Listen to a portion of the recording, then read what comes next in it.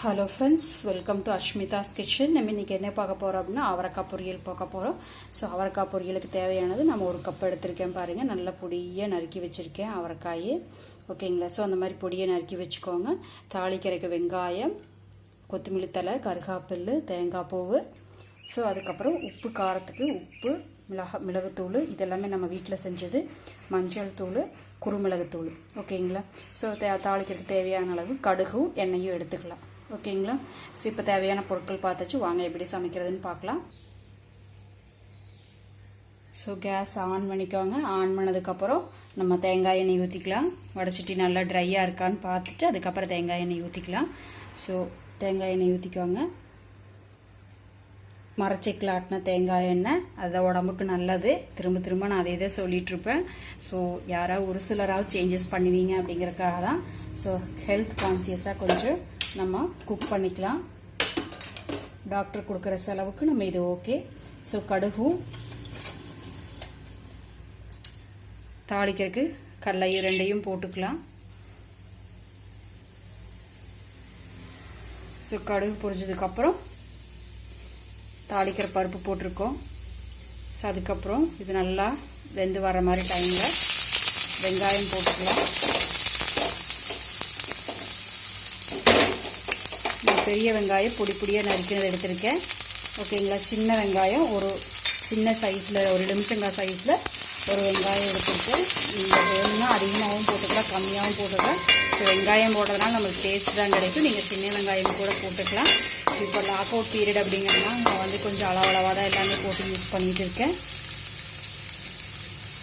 So எப்போவும் கருகாப்பில்லோ கொத்தமல்லி தழையை நான் கொஞ்சம் அதிகமாக யூஸ் பண்ணுவேன்.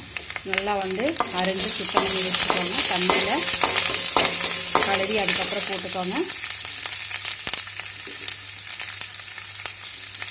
இப்போ வந்து அவரைக்காயை கொட்டிடலாம்.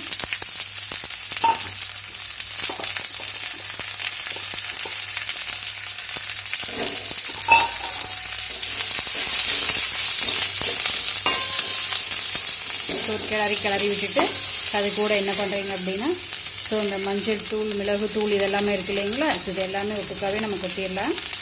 காரம் உங்களுக்கு அதிகமாக வேணும், கம்மியாக வேணும், அதுக்கு தகுந்த மாதிரி நீங்கள் எடுத்துக்கோங்க. குழந்தைங்க சாப்பிட்றாங்க அப்படின்னா கொஞ்சம் காரம் வேணால் கம்மியாக போட்டுக்கலாம்.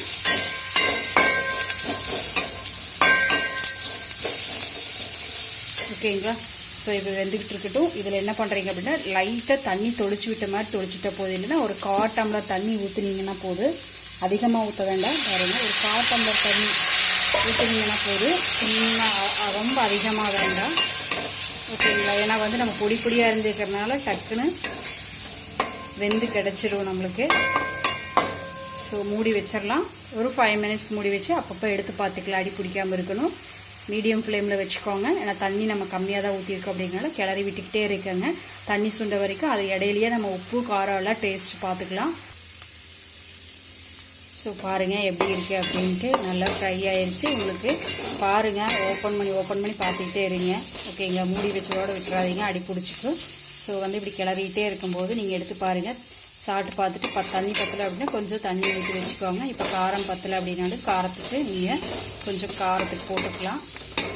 மிளகுத்தூள் கொஞ்சம், உப்பு பத்தலைனாலும் உப்பு போட்டுக்கோங்க. இப்போ நான் பார்த்தேன் கொஞ்சம் கம்மியாக இருந்தது உப்பும். மிளகுத்தூள் கொஞ்சம் போட்டிருக்கேன். இப்போ கரெக்டாக இருக்குது. நல்லா பாயில் ஆகிடுச்சு. தேங்காய் பூ போட்டு இறக்கி வச்சுக்கலாம். அவ்வளோதான்.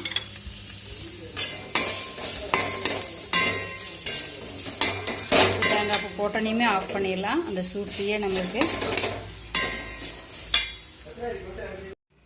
ஸோ பாருங்கள், ஒரு பவுலில் மாற்றி வச்சுருக்கோம். அவரைக்காய் பொரியல் ரெடி ஆயிடுச்சு. இதோட என்ன பண்ணுறீங்க அப்படின்னா, லைட்டாக கொத்தமல்லி தலையை டாஸ் பண்ணி விட்டால் போதும் நம்மளுக்கு. சூப்பராக இருக்குது பாருங்கள். ஒரு கலக்கி சாப்பிட்டோம்னா சூப்பராக இருக்குது. ஸோ செஞ்சு பார்த்துட்டு சொல்லுங்கள். ரொம்ப ஹெல்த்தி. ஒரு 10 மினிட்ஸில் நம்ம செஞ்செல்லாம் அரிஞ்சு வச்சுட்டோம் அப்படின்னா செஞ்சு பார்த்துட்டு எனக்கு சொல்லுங்கள். ஸோ கொஞ்சம் மிளகுத்தூள்லாம் போட்டால் தான் வந்து உடம்புக்கு ரொம்ப நல்லது.